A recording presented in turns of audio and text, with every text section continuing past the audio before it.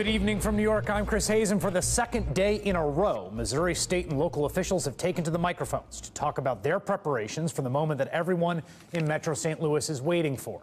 The grand jury's decision whether or not to indict police officer Darren Wilson in the shooting death of Michael Brown, an unarmed 18-year-old. Earlier today, just hours before a call with Attorney General Eric Holder, St. Louis Mayor Francis Slay and County Executive Charlie Dooley spoke to the public, echoing much of what Governor Nixon said yesterday.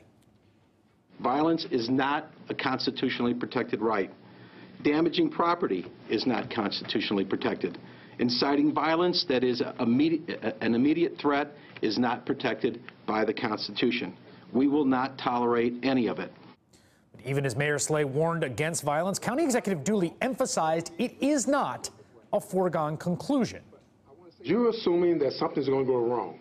I'm assuming that things are going to go right. This is a great place to live. People are very civilized. They're going to do the right thing for the right reason. The majority of our constituency are good people. They want law and order. Why would I think anything different?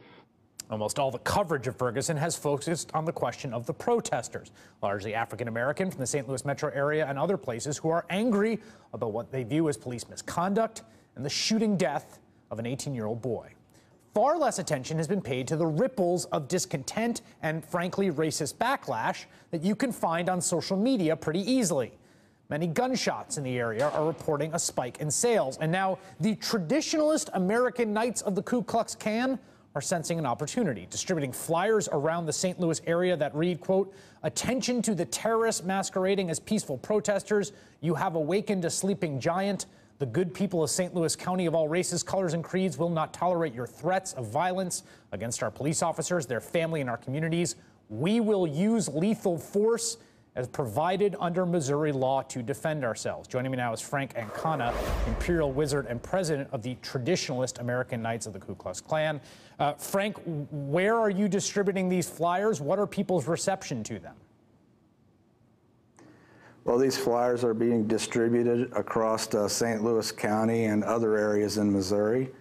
And the reception, for the most part, has been very good to these flyers. You know, and a lot of what I just heard right before you brought me on here was the police, you know, saying basically the same thing. They're not going to tolerate any violence, and that's what this flyer is addressing. It kind of came about from the hundreds of calls we've been getting from residents of St. Louis County concerned with things that they're seeing on social media about random attacks on whites, you know, DC sniper style type shootings.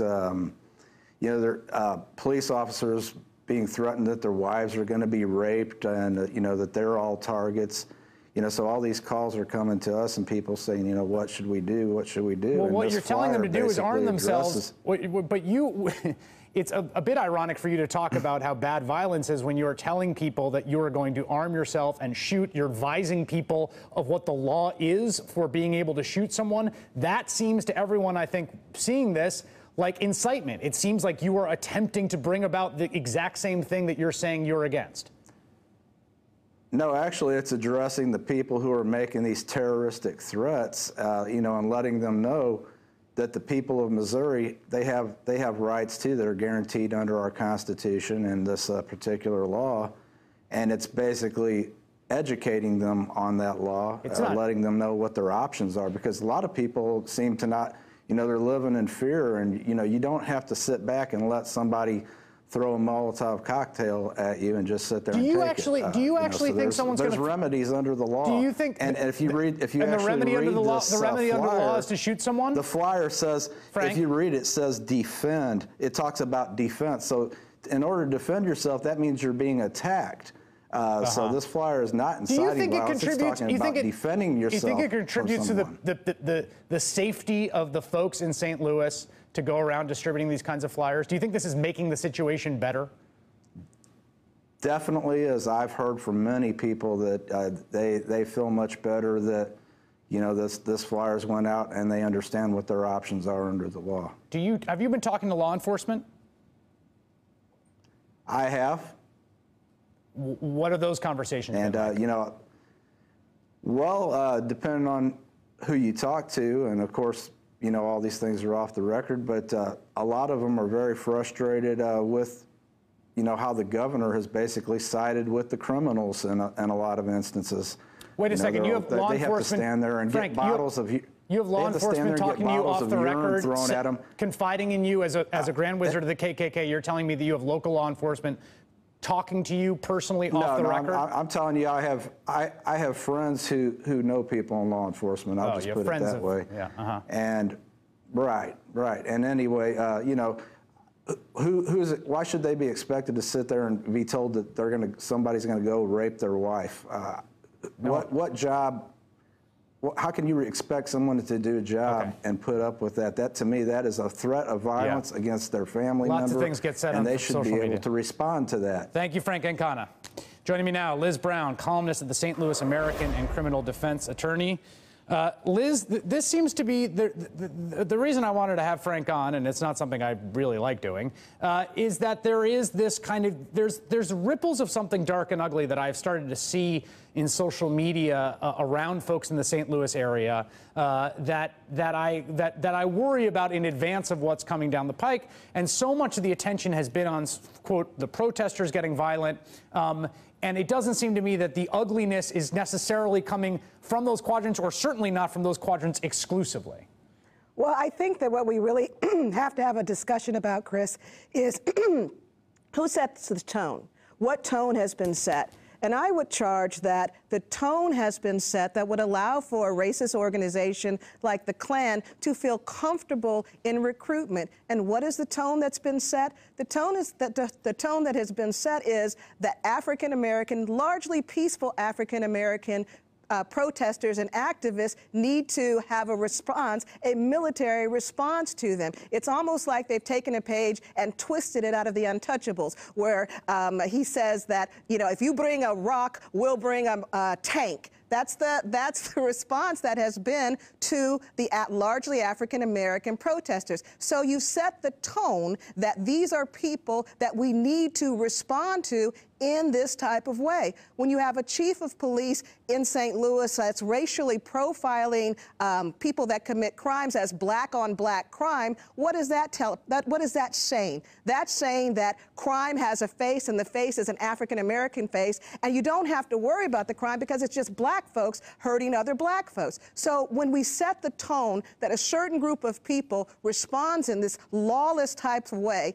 and that we have to respond to them in a militaristic type of way, you open the door for an organization, a racist organization like the Klan, to come in and take advantage of that.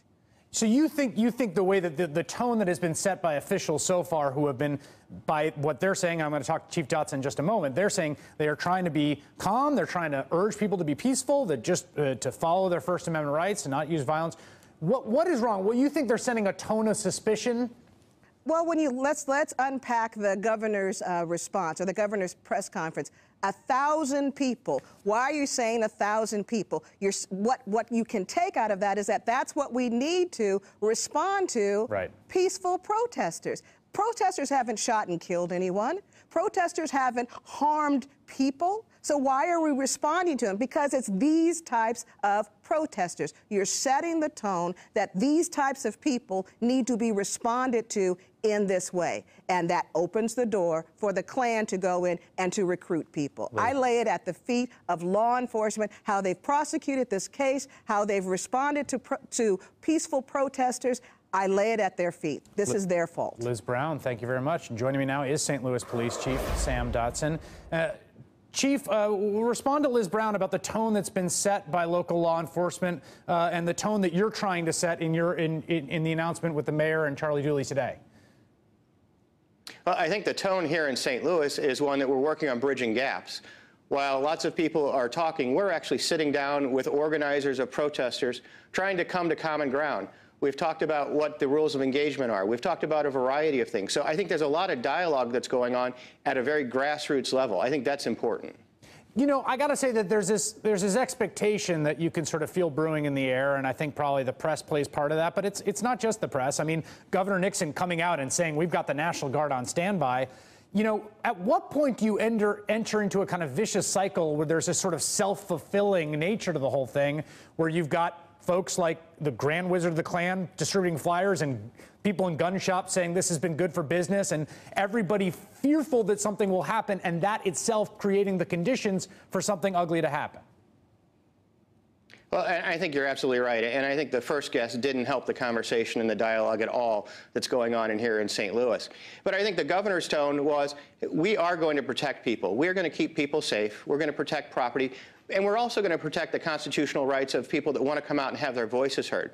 The conversation about the National Guard, if the governor does decide to activate the National Guard, it's to help support local law enforcement. It's not to take the front line. It's to allow us to do our jobs better. I think that's what gets lost in the conversation. I see your tagline, preparing for war. Actually, in St. Louis, we're preparing for peace. We're trying to get to that point.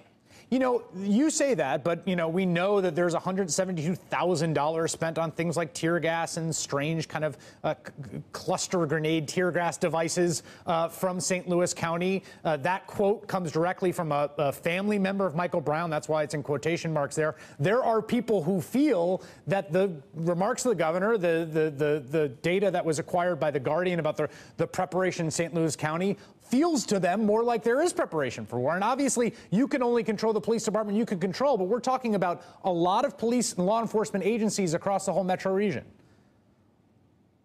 But I think you have to look at it in context. We have a responsibility to keep people safe. That's our #1 goal. We have a responsibility to protect property. We have a responsibility to protect people's constitutional rights. So the equipment purchases that are happening are to further those endeavors. They're not to go out and to go on the offensive. It's actually just the contrary. If you look at what's happened over the last several months, we've done an unbelievable job of keeping people safe, both on the law enforcement side and on the protester side. That's really what this investment is about. So to characterize it as an offense is not correct at all. Really what it is the tools that we have to keep us all safe in our community. So, Chief, what have you learned? I mean, what have you learned of watching this play out? Obviously, there have been protests both in North County. They've been all over Metro St. Louis. They've been in the heart of St. Louis. Your police have interacted with protesters. What have you learned? I think what we've learned is exactly what the governor said and the mayor and the county executive. Hey, we have lots of areas to grow. Jobs, for example. The governor announced a program for 2,000 in jobs. We're talking about a lot of things. So what I've learned is the dialogue is the most important thing that's happening. What I've learned is that we have to work at a very grassroots level. This has become about law enforcement's interaction with the community. There's a lot of room for improvement, on both sides. And that's the dialogue that has to continue. The noise that we hear about preparing for war and the equipment purchases, that really needs to take a backseat. What needs to happen are organized groups from the protester side need to sit down with government officials on our side and really say, how are we going to move this region forward? How are we going to continue the dialogue? The grand jury ultimately will make a decision. Regardless of what that decision is, we still have a community here. We have to move this community to a more positive place. That's what the dialogue is. That's what I've learned. Do you know what the grand jury's decision is? No, I don't. And I wake up every morning to a text or a tweet that says that it's coming out. The only people that know that are the grand jury, and they haven't, as far as I know, have not made a decision yet. Chief Sam Dotson of St. Louis, thank you very much for your time, sir. Appreciate it. Thank you, Chris. Thank you.